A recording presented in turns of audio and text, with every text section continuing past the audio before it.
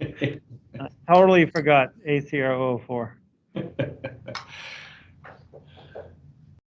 All right, look, it's 5 past the start time. I figure we can get started, and I'll just have to monitor new people coming in and admit them in when they'll get the hang of Teams and be able to have this stuff all more automated.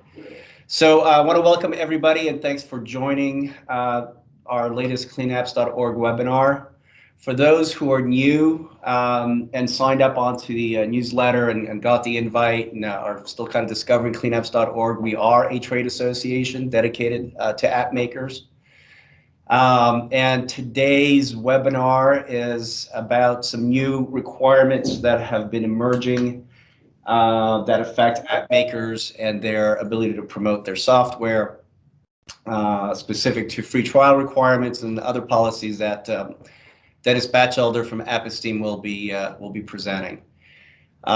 Just as sort of personal background, there were some free trial requirements that we over driver support had adjusted to last year, and we're finding that those adjustments are no longer sufficient based on some policies or policy enforcements that are going on in the marketplace, and we're having to adjust. So this is part of the reason I titled the webinar the way that I did.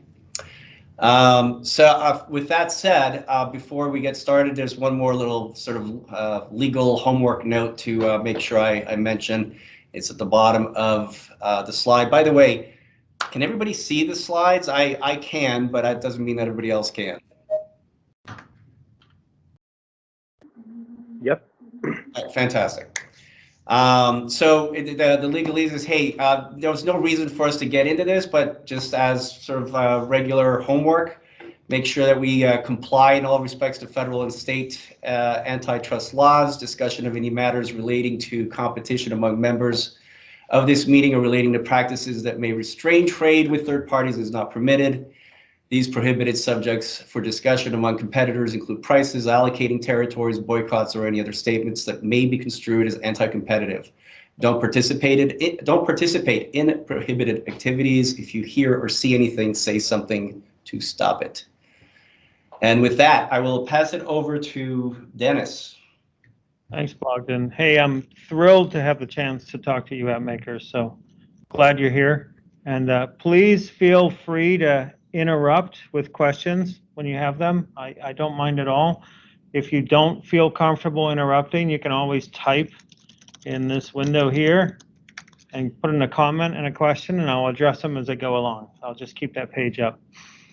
So with that, I'll get going here. We did this first slide, so that's the easy one. So I'll talk a bit about ACR 004. I'm getting all these interesting lobby pop-ups, by the way, Bogdan. Yeah, I see. That's interesting. You're getting them too. Yeah. Okay. Does everybody clear them as they come in? Is everybody getting those pop-ups? Pretty funny. Okay. Hopefully not. Okay, you'll just clear them because it blocks my screen. Okay, here we go. So we're going to talk a bit about changes that were made recently to that big free trial, free scan for system utilities. And then we're going to talk about the new ACR 006 that goes into effect on the 6th of December that impacts both Chrome extensions and system utilities are going to need changes there with some advice for what to do with 006. So first thing with 004, this is a change that went into effect at the end of September. And the reason I'm bringing it up is because some of these changes are still not supported by at least one of the large ad networks out there. But let me talk through what we changed here. It used to be, a year ago, we put into effect ACR 004 that said if you show free scan results as part of your system utility, you must provide fixes for whatever you show. And you could not use gauges, you could not use graphs, you could not accelerate the urgency for a consumer, and there was a pretty strict approach for doing that. I think the only place that there was a little maneuvering room that you could have with your free software is that you could provide that free fix up to 48 hours later when somebody requested it, and that gave some time that you could still hopefully get a paid customer if they have their own urgency that they've built up. They could still come in and purchase your product before you had to give the free fix away. And it applied to almost every system utility outside of permanent fixes. So for instance, if your system utility was selling a password recovery tool, that's an example of a permanent fix. A driver updater was an example of a permanent fix. So that's been in place for about a year now. The industry has changed to adapt to that model, and then we've updated that this year with a few more changes that I think benefit app vendors a lot. And the reason why these changes came into place is I believe that some of the major AVs wanted these changes as they sold their own system utilities and their own AVs, and I think that helped drive this change through the industry. And getting all the AVs to agree on that was a good thing. And the result of this is, and I think I just really want to highlight on the left-hand side of the screen, the big benefit here is if you give a fully functional immediate trial to your system utility, you don't have to fix scan results for free afterwards. So it has to last at least a day, and then you can show scan results and then give them a free trial. And then after that free trial is over, you can still continue showing scan results without fixing those. So that was one major change. And what we're hoping that does is encourage a lot more free trials out there. If that fully functional immediate free trial lasts 7 days, you can even pre-collect payment details. So this is another big change, which is trying to drive, again, it's trying to drive these free trials. And in order to qualify as a free trial, I think there's some key words there. It has to be immediate, which means you get it right away. You can't wait 48 hours for it. It has to be fully functional, which covers every feature in your product, not just some of them, not just the ones that you gave with a free scan. And then it has to last at least 24 hours or at least 7 days, depending on what you're trying to do. So this was a major change to this. There's still an out on the permanent fixes. There is one relaxation in that rule as well. It used to be that if your permanent fix solution, such as a driver updater, offered a subscription, you had to fix because it was a subscription you were selling and not just the one permanent fix. That has now been relaxed. There's been enough, and the argument we made to the AVs was there's enough loopholes around that it was a requirement that they weren't able to enforce very well anyway. It just created a bigger problem. So that's now relaxed. You can now offer your permanent fix subscriptions like a driver updater service, and you don't have to fix those changes because they're still permanent fixes. So that's another relaxation on the rule. So these are the changes that have gone into place so far as of the end of September. And I think most of you guys who are in the system utility space already know about these changes. This is to level set, which is talking about the one that's coming next. So any questions on the existing 004?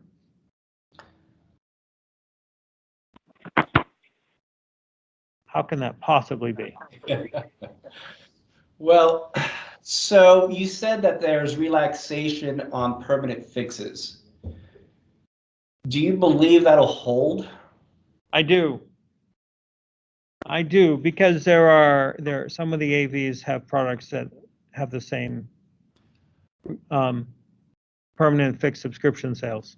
So fair enough for the AV industry. Can you speak to ad networks? Yeah, so this is where it gets tricky. Is there now Bing is an example of an ad network that believes you need to give a free trial for permanent fixes, especially for driver updaters. So Bing, so I guess it's Microsoft Ads now. Microsoft Ads is an outlier here, but if you're an advertiser on either their search or display world there, you're affected by this. And even if you have permanent fixes and you're not having to worry about 004, you're still not going to be able to advertise with Microsoft Ad Networks unless you comply to their policy, which says you have to have a free trial. And I'll simply add color to that as here at Driver Support, we've experienced that firsthand. Yeah, and we had to make a decision whether or not we were going to include Microsoft Ad Network's requirement there.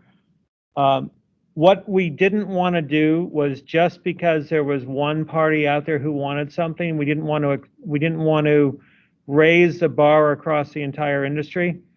So we didn't. We will still certify apps who don't meet Microsoft Ad Network's requirements. And if you want to advertise through Microsoft Ad Network, though, you're going to have to meet their requirements as well. So we've included it in our world as a detection advisory that will still certify you and let you know that you might have some issues with the Microsoft Ad Network, but that's about it for that limitation. So before we move on, anybody else have any questions around this topic? Everybody's on mute, by the way, so if you have a question, you'll have to remember to unmute yourself. Or you can type like Brian did. And Yeah, say there you go. no or yes, or ask your question. Thank you, Brian, for breaking through.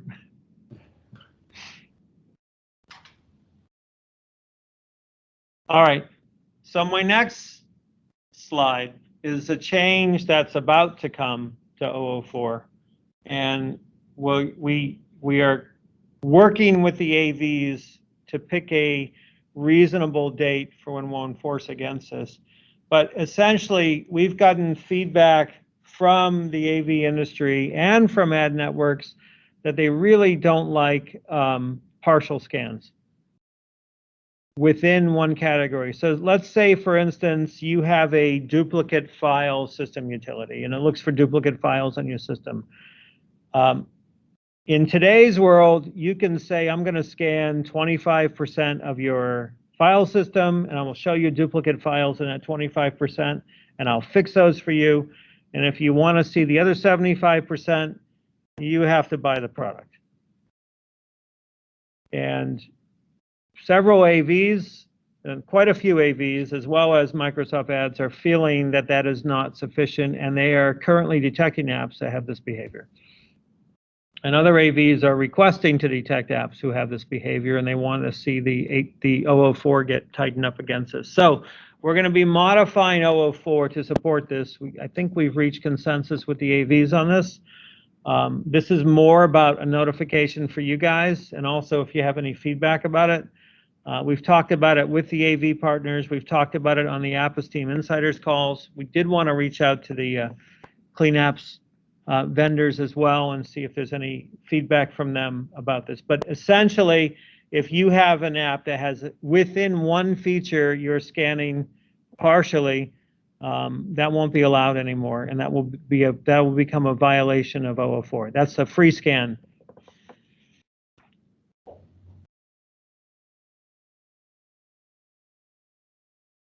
And again, I can't believe silence on this. Yeah, really.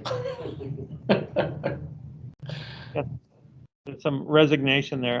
Look, I'm hoping these 004 changes with the relaxation that's taken place already with the fully functional trials really helps the industry and really helps everybody figure out their monetization plans. And I do believe that this change here is only good for consumers. It does seem, I mean, we've looked at quite a few apps now who do this behavior. It does seem like an artificial raising of urgency. When you can say, hey, we've scanned part of your system, we found this so far, and we don't know what's on the rest, there's an increase in FUD for that customer. So reducing that would be a good thing. Dennis, Aviv here. With all the changes for the past couple of years, do you see this ending anywhere but fully functional trial for a limited time eventually? Because we're going to work on this now. Everyone else is, I guess, too. And it's going to take us a few good weeks, if not months, to some of us to comply. And then, what comes next? Because partial scans were good with you guys and the AVs until recently, Yeah. and now this. Um, I understand that the AVs in Microsoft are dictating a certain path, and there's only so much you can do. Assuming that you don't agree with all of it, but some of it is just that's the way it is. Question is, we all get to work now. We change accordingly. What comes next? What's the next thing? So I'm trying to see or ask, or maybe just vent a little bit here. But where does this end beyond just going for a fully functional trial for a limited time? And maybe it's not even going to be 24 hours then. Maybe they'll limit it to minimum of 7 days. And where does it end? Yeah. Okay. Yeah, I mean, if it's just a vent, I could acknowledge your vent, but if you, I can also tell you my perspective on this, Aviv, which is, it seems to me the AVs react when they see bad faith in the industry. So when they see a bunch of vendors doing something where they're trying to preserve their old urgency approaches to get things done.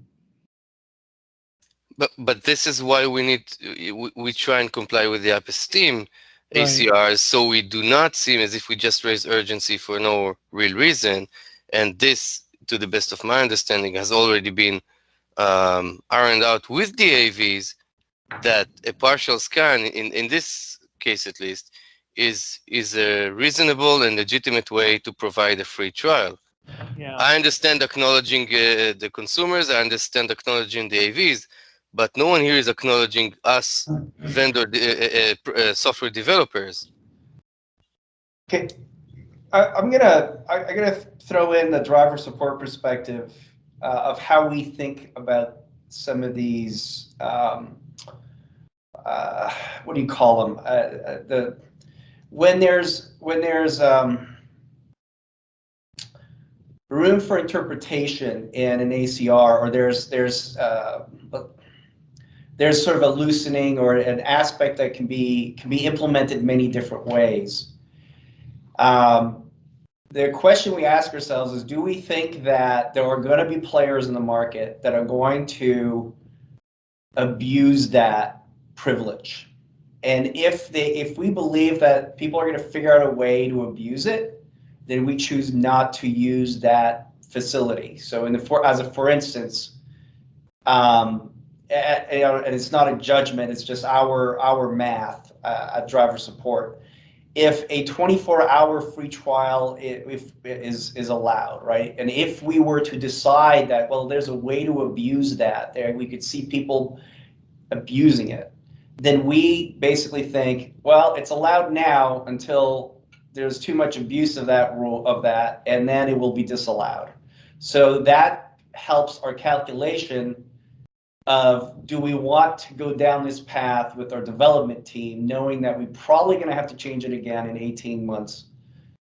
That's sort of how we yeah, right? but Bogdan, so my first count would be, why not focus the efforts on the abusers? That's one thing, but the other thing is the whole concept of free trial, because we are all eventually not philanthropists here. Eventually everyone will try to monetize free trial one way or another. There will always be bad players and they need to be taken out. I completely agree. Yeah. But if what you're saying, there's the one end of that spectrum of what you just said is that we need to kill free trial as a concept, and everyone switches to premium only, and that's it. And then Apple's team goes out of business, but that's Dennis's problem. But Well, it's not. I am looking forward to the day that this industry doesn't need a regulator. So please make that happen faster. But then, if we do need a regulator, that's true. But we need the efforts to focus on the guys that abuse things. That's completely true. But if what you guys are saying is taken as is, then any aspect that can be somehow abused by someone should be, let's say, ignored or taken off the table. Then any free trial will find the guys that will abuse it. The free for 24 hours, or sorry, scan now, clean it. I can also say that scan now and clean it in 48 hours, which is per the last Apple team called a legitimate thing to do. is an abuse, because you hold someone sort of hostage for 48 hours now after you show them, oh my God, look at those results. Now you wait 48 hours or pay me. I can say that's a bad thing, but you know, and eventually someone will say it, I guess. So my point is that we have to find more permanent compliant solutions, because if we keep extinguishing those fires, it's good for 4, 5, 6 months, and then something else comes along. These are not overnight changes. Bogdan, you know that these are I big know. changes, and um, to me at least, it feels that no one represents us in this discussion. It's all about how do we comply with the latest mood swings of Microsoft and the AVs.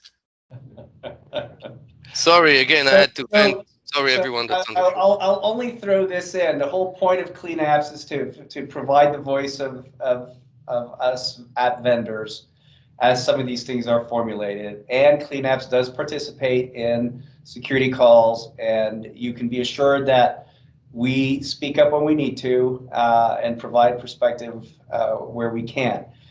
And so that is the purpose of Clean Apps.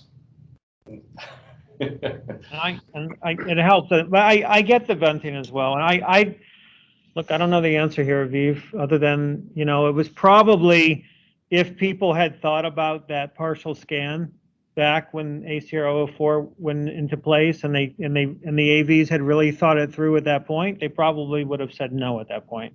But they didn't. They didn't think it through, and they only thought it through later. And, you know, it's unfortunate. And that's probably because it was a new 004. I'm hoping there's no more changes to 004. I do think probably the biggest risk is the one you identified, that 48 hours, you know, within 48 hours, given the free thing and having that urgency there. That's probably the biggest risk here. But so far, we haven't seen abuse on that. And all the rules about, you know, not raising urgency through gauges and meters and colors and sound are still in place. So I feel like we got a pretty decent rule, but time will tell, right? It all depends how it gets abused. Yep. Dennis, hi, Shashank here. Hey, Shashank. Dennis, there are two parts of my question, and then there is one suggestion.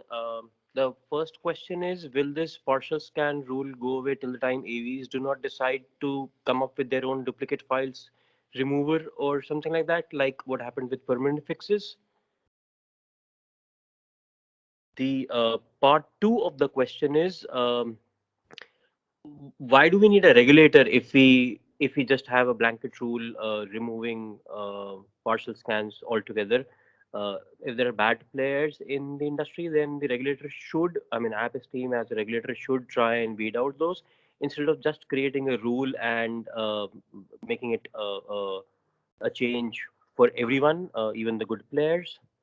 So, I mean, if App's team is there to identify the good and the bad, I think that should solve the problem. And the suggestion here is, if we're not doing an auto scan of the entire system, if the user is initiating, let's say, a feature, I mean, if user is initiating a scan by adding folders or files or something of that sort, then in that case, a partial scan, a partial cleaning should be allowed, because that would mean that, I mean, we're not showing urgency and we're not scaring the user. The user has himself or herself tried to look for a solution for a problem that they've identified, and it's not us showing any scan result. So if we do not start an automatic scan and result, I mean, we do not start an automatic scan, I think in that case, a partial cleaning system should be allowed. So you asked, the first question was about whether duplicate files, was that part of your question, Shashank? Yeah. Are So permanent till or the not? time AVs do not start distributing their own duplicate file fixer, will this partial scan will this not be allowed only till the time they do not start their own duplicate file fixer?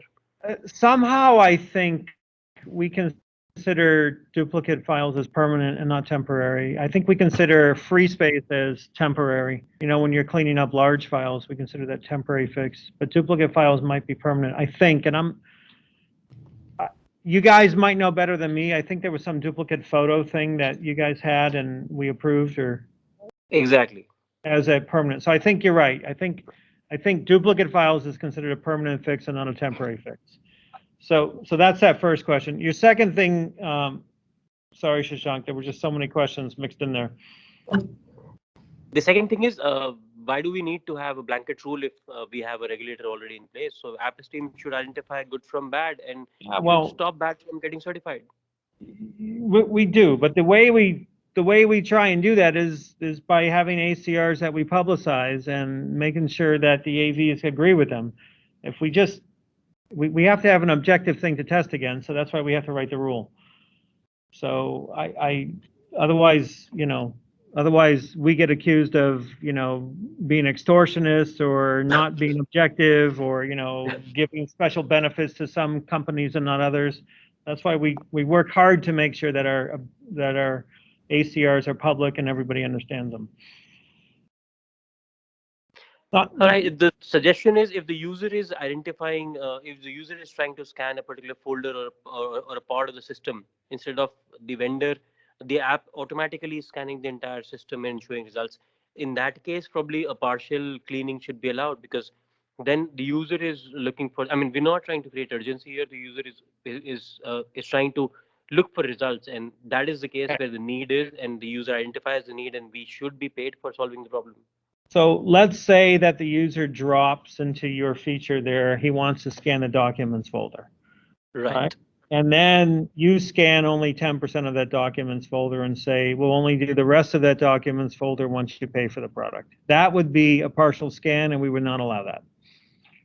But in this case, the user has a need, and we are showing them a part of their solution. We don't want. I mean, this is like reading a book. I mean, Amazon would let you download 5 pages of the book and then ask you to pay if you like it.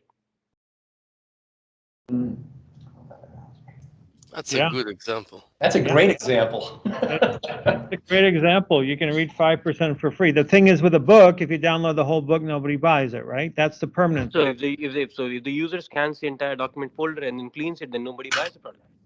So this is where your permanent fix versus temporary fix. The problem is you're selling a service and you're saying, I want to fix your system for the next 6 months or for the next year, and it's going to cost you $30 to do so.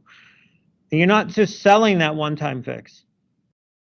If you design your product around just a one-time fix, then you can limit what they can scan. I would suggest you don't scan at all at that point, and you don't try and use the free scan path to get your business.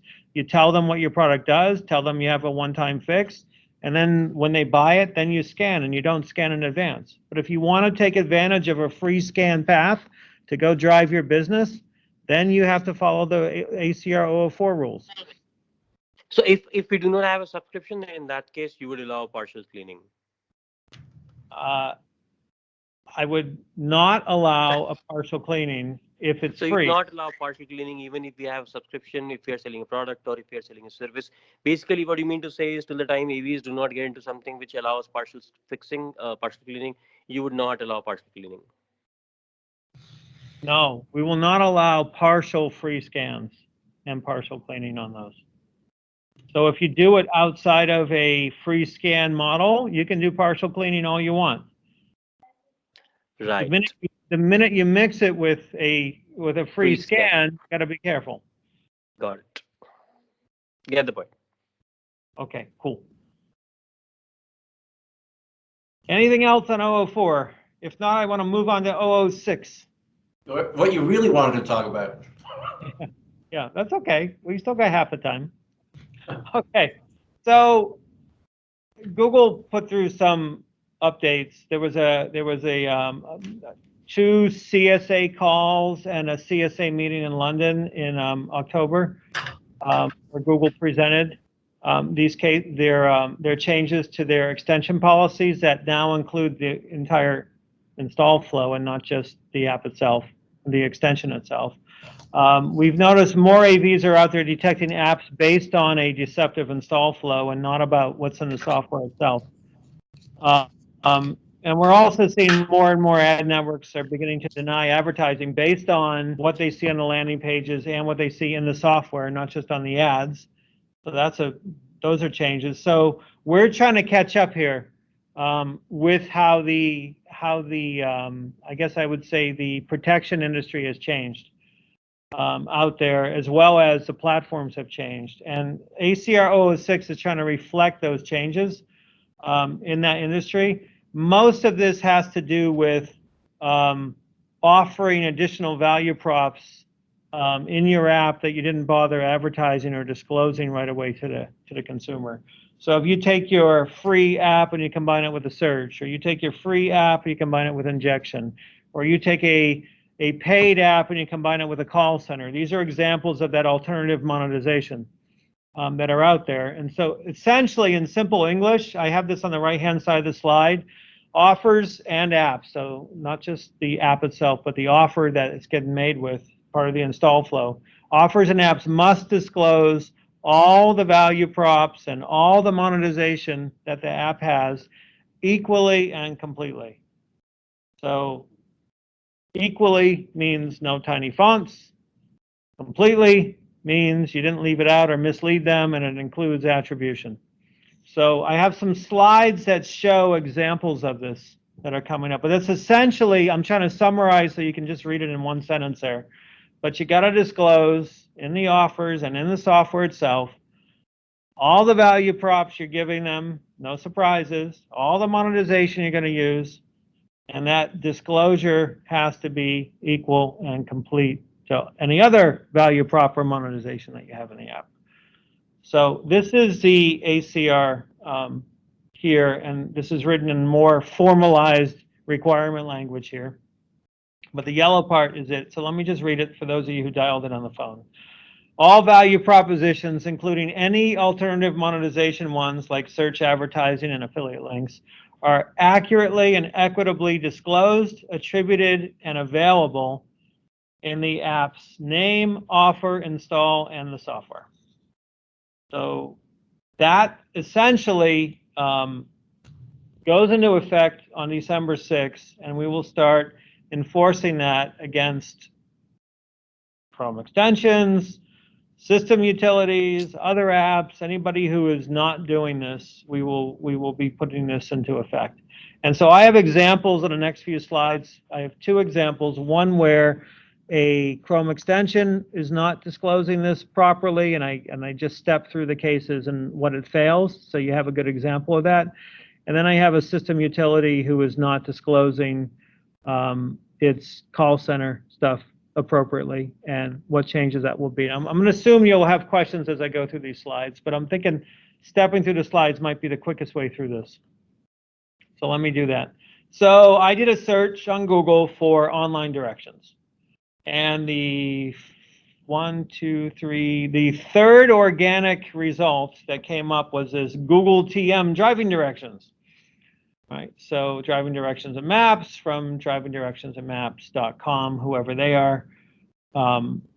Essentially, ads aren't covered inside 006, so this doesn't break 006. We would say that that Google TM at the beginning there is actually a misleading Google endorsement. For this, especially since it's not a trademark, it's a registered mark, but that's okay. It's free source of driving directions, blah, blah, blah. That's their ad. You click on the ad. So I'm just going to go click on that ad and go through there. And the first landing page you get to is drivingdirectionsandmaps.com. And this page actually offers that you're going to get Google driving directions from this. Right? Getting lost is not an option anymore.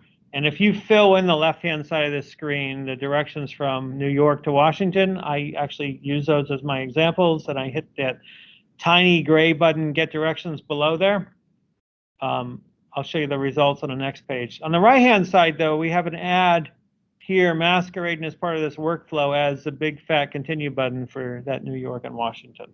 And so we would say that that fails ACR 155 as an ad masquerading as part of the workflow. But that's not 006. I just wanted to point that out as we're on this page. First, I'm going to show what happens if you click through on the Get Directions. You click on that button, you don't even get a Google map, you get a Here map. So that's interesting, misleading with the intent to deceive there. They're offering Google Maps. They give you back a here.com map. I'm not sure whether that meets or not, but again, that's not 004. That's just something that their app is doing. So instead, I click on, let me go back. We click on this continue, the green continue button here, and see what that does. And this button here has a enter the start address and destination address, and then it has some stuff below the big fat green get directions button. And this basically says by clicking on here and installing this extension for Chrome, you accept and agree to the terms of service and privacy, and to change the default search settings. Map Directions provides direct access to maps and driving directions by clicking the extension icon located on your browser bar. Map Directions offers enhanced web search by changing your default search provider. Okay, so we would say that there is a misleading value prop here. This is an extension that's called Map Directions. It doesn't mention Map Directions in search. So that would be the first failure there, that the name of the app has to equitably disclose the equitable value propositions. The second thing we would say is that there is not clear and equitable value prop in the offer. There's a big fat get directions button and a little tiny change your search settings. Third thing we would say it would fail 006 is it's not a complete, because it doesn't have attribution. It doesn't say where that search provider is going to change. So this would fail on a few counts, 006. So I'm just going to pause there for a second, because that may raise some questions. I know there's some extension guys here on the phone. I said 3 different points here. I want to see if there's any questions here from you guys. You can type them, or you can even ask later. I don't mind, but I'll hold for a second. You guys can still hear me, right? I can. Oh, good. Hey, David. Nothing worse than finding out you're talking to yourself. Yes. Hey, it's David Shapiro. Hey, David. Since no one else asked, I'll ask a few questions about it. Then you're putting all the onus on the landing page, whereas a lot of this stuff typically would go in the Chrome store description. For example, the name of the search provider. Say you're using Yahoo. It's a little. I mean, why can't that just be in the Chrome store description? Right. So this is interesting because Google's updated policy says that the page right before the Chrome Web Store has to have all those disclosures on it. Actually, they have a rule that says they have to be above the CTA. So that's not, I don't think that's correct. I mean, Google's rule says, and we talked about this clearly in the last meeting, Google's rule is 3 things has to happen on the, what's called the refer page, which is the page before the Chrome Store page. Number 1, it has to be clear that you're installing an extension. Number 2, it has to have explain what the functionality of the extension is. And number 3, it has to have a CTA, an actual button you can click, so it can't be like an auto redirect. That's what has to happen. Hold on. There's a number 4 which says that all has to be disclosed above the CTA, not under. Yeah, above the button. Yeah, of course, agreed. It all has to be above the button. Yes, agreed. But certainly nothing about like some of these details, like naming the search provider and stuff like that. That typically goes in the Chrome Store page. Oh, sorry. I think we have a difference of opinion there. And I also think we have a difference of opinion when we sat through with the Safe Browsing team and reviewed it with them. They believe that stuff should also be disclosed. Okay. I mean, no one does that. I've never seen anyone do that. We don't play in this space exactly, so it's not an issue for me. But I look at all these extensions. I've never seen anyone do it. Actually, quite a few of them do it. All right. In fact, people on this call do it. So I think it's a good thing. I mean, and so I'm thinking your information might be a little out of date there, David. Maybe it is, but I'll check again. But and also on the name. So in this example, you're saying the name should say driving directions and search. Well, look, the main value of this app is not its driving direction. The main value of this app is what it did is that it changed your search. It's not easy to access the value of this app. It's pretty difficult. What you're left with is with a new search provider on your machine.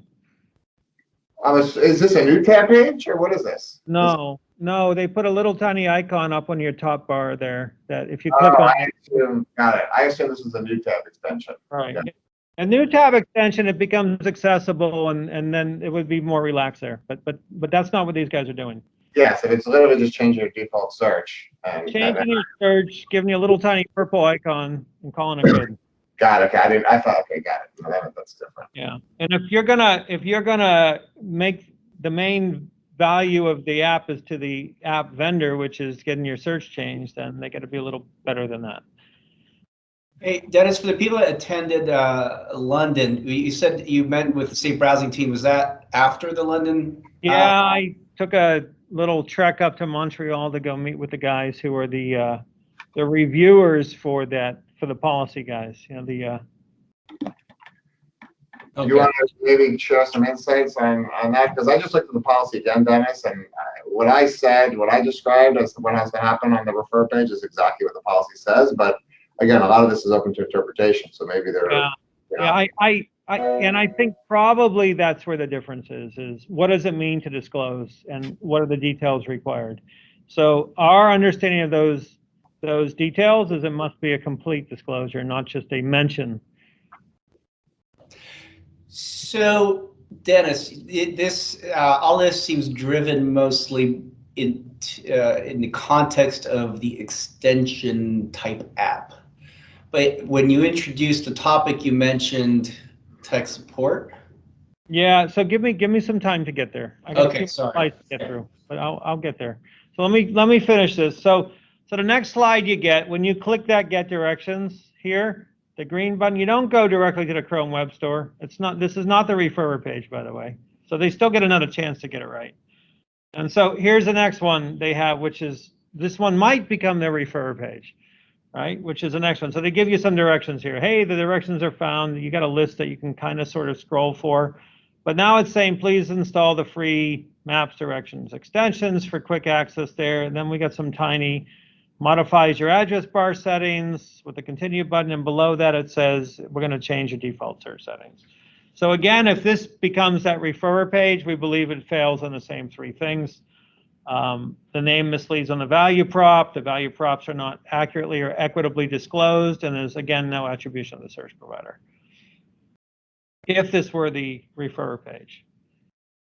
In our case, it's not the referrer page. This is a referrer page, which fails Google's platform extension that says no decoration, and the immediate page following, which means you cannot have interstitials. They throw up an interstitial here that disappears after a couple minutes. That's no longer allowed. That doesn't fail 006. It fails just Google's own requirements. Yeah, I mean, Dennis, this is not the refer page because there's an auto redirect. So Google would look to the previous page and say the previous page becomes the refer page. Actually, they wouldn't. They say that if that auto redirect has a user element to it, that it displays something on the screen, it's the referrer page. So even if there's no CTA? So there is no CTA, and it just auto disappears, and this is not allowed anymore. Yeah, no, I know it's not allowed. Right. So the reason it's not allowed in their policy is because it's the referrer page now, and that referrer page doesn't have the appropriate disclosures or the acceptance. Again, I don't agree with you. So if you look at all the big search companies, and you know what they do is they have the referrer page, which is the landing page, and then they have a quick 1 second thing that says click at the Chrome to continue, and then it goes to the Chrome store.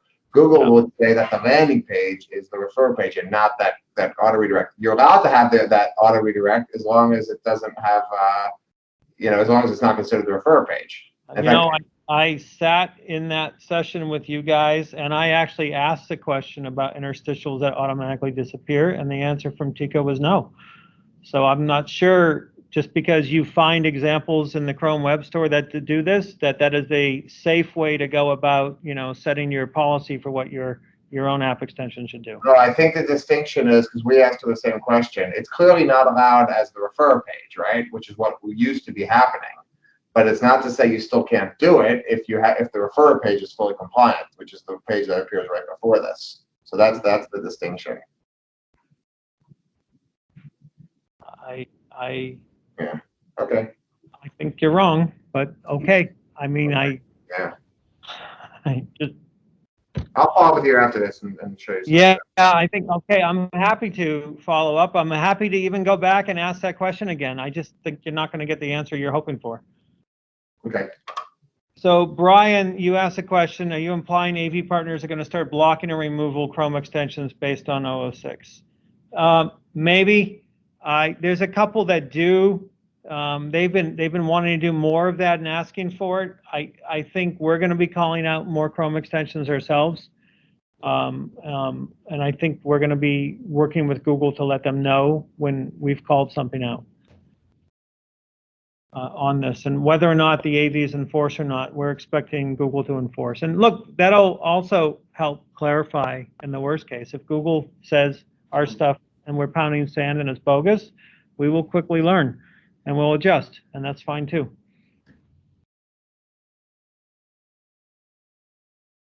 So the next slide is I get to this page here, which is the Chrome Web Store. Now I open this up in incognito mode. So I couldn't install from this page. That's why you see that thing at the top there. But down below here, there's again, it has a name misleading. It didn't claim search as a value prop. There is no attribution of the search provider in the Chrome Web Store itself, which you could claim this is a final offer. And David, if you were correct, then they still fail on that count out there as well. There's also a false claim here. That's one I highlighted at the bottom and put the red square around. In order to support the extensions features, the browser's default search settings are modified. So first of all, that's just not true. Unless the extensions features are about changing your search, in which case I need to disclose that a little bit better. So that's a misleading statement as well. So we would fail this on both 006 and 014.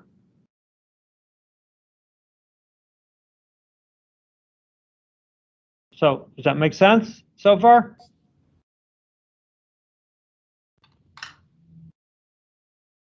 Barring where David has questions, and we'll get more information to him and hopefully to you as well. But this Chrome Web Store issues, would you say agree, disagree? Okay, silent on this one. Okay, then we get the next issue, which is the pop-up from Google for changing your search or installing a Chrome extension here. Add map directions. It can read and change your data on a number of websites, read your browsing history, change your search settings to whoever the searchbar.com is. This is our first intro to it.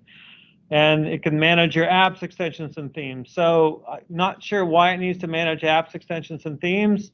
Not sure why it needs to read the browsing history. I do know why it needs to change the search settings. I don't know why it needs to read and change data on a number of websites. So it goes beyond the minimal permission set.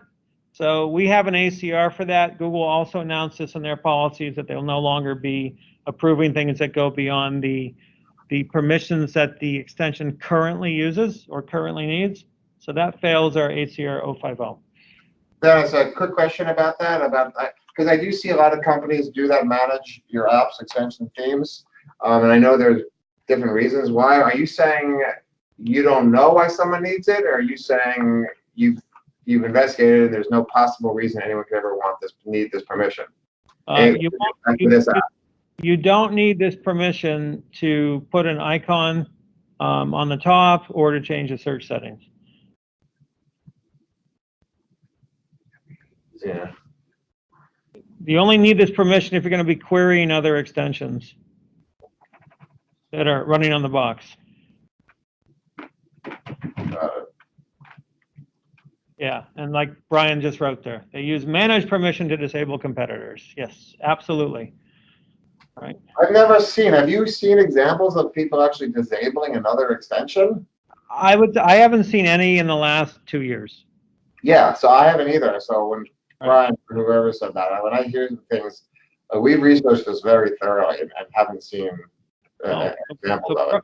Brian finds them. Okay, good, Brian. I'd love to have a list of those. I think that's a good list to. Yeah, I would love to see something like that as an example, because I haven't seen it. And then this fails our 006 and 104. It's not searchbar.com. It's actually Yahoo, which you can see here. I did a search in the search and they return Yahoo. So this fails 104 and 006 because they didn't give what was advertised.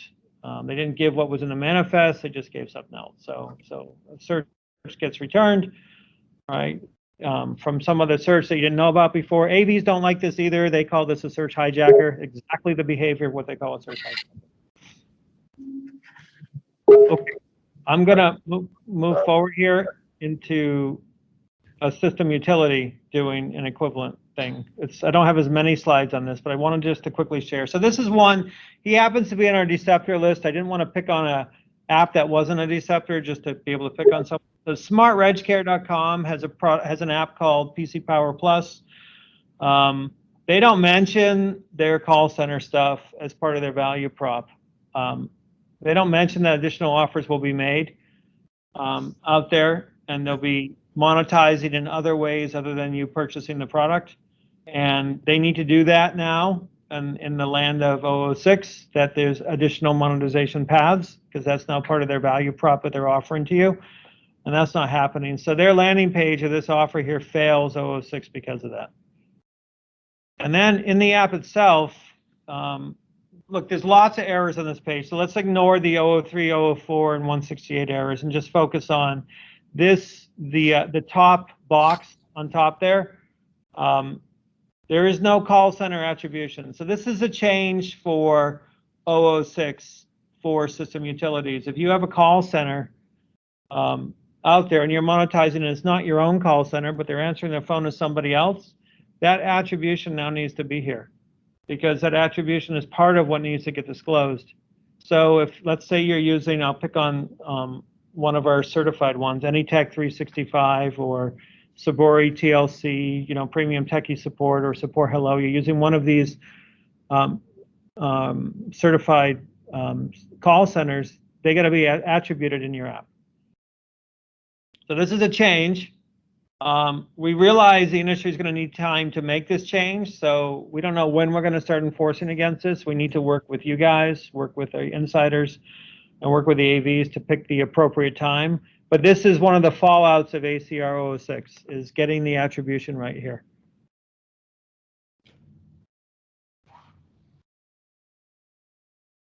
And let's say that you have an app and it's the way it's monetizing is it's showing ads. That needs to be disclosed as well on your landing page, right? That it will be showing ads. As another example of something where system utilities could fall into the same problem. So what I wanted to show you here is that it goes beyond just web extension.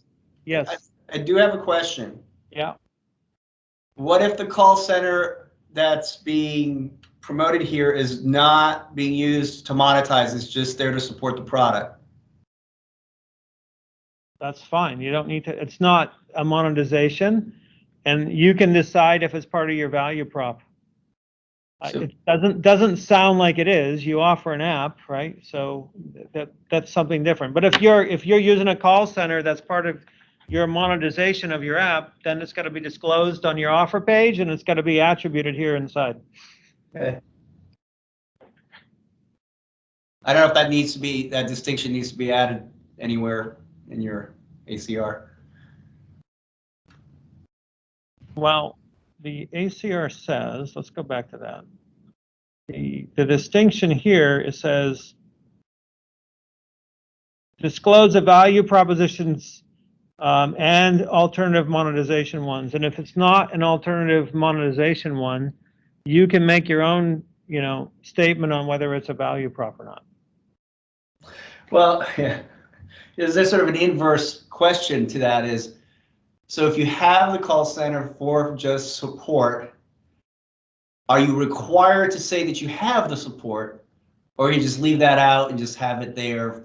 Just I actually think in the current state of where some of the ad networks are going, like Google is really allergic to tech support centers being mentioned on landing pages, that you probably wouldn't want to mention it there as tech support for sure, because that'll just get you into a mess with them. And I probably wouldn't sell that as a value prop of your app, and let that be a happy surprise to your customers once they install it. But if it's a call center where you're going to be monetizing that call, then that would be an unhappy surprise, and you got to disclose it on your landing page, and you got to put it here and attribute it within your app.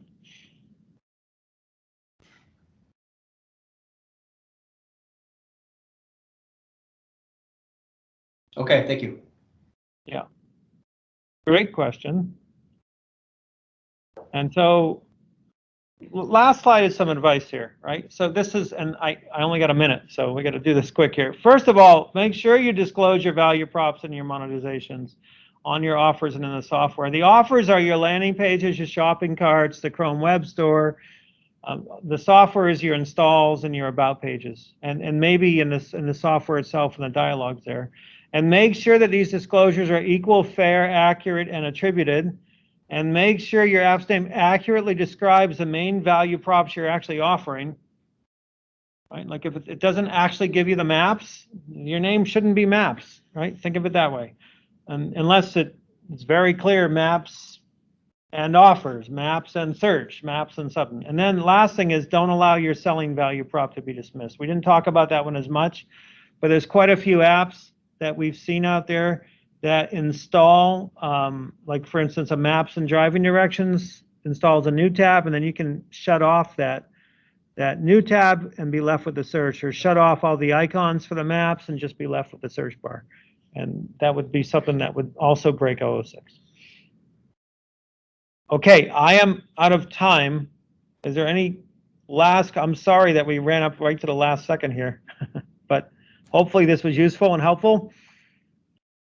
And helps you guys get prepared. David, I'm very happy to talk later on today or tomorrow if you'd like.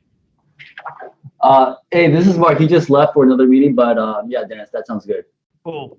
Happy to help you work through that. All right, guys, thank you very much for your time. I really appreciate it.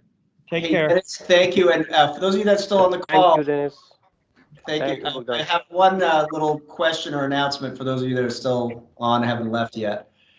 One is, hopefully you've seen the announcement that we have a new executive director, Lou DeRay, who came to us from, he actually used to work for Iolo, system mechanic. So really excited to have him on board. He couldn't make this call due to prior engagement, but we'll start calling out to all the members and kind of have a formal introduction. The other thing is, for those, again, who are still on, if any of you are being affected by Google's third-party tech support policy, send me a note. I'd like to see if we can get clarity on this from Google, and maybe if we kind of approach them with a series of questions from the consortium here, we might be able to get them engaged and help add clarity to it.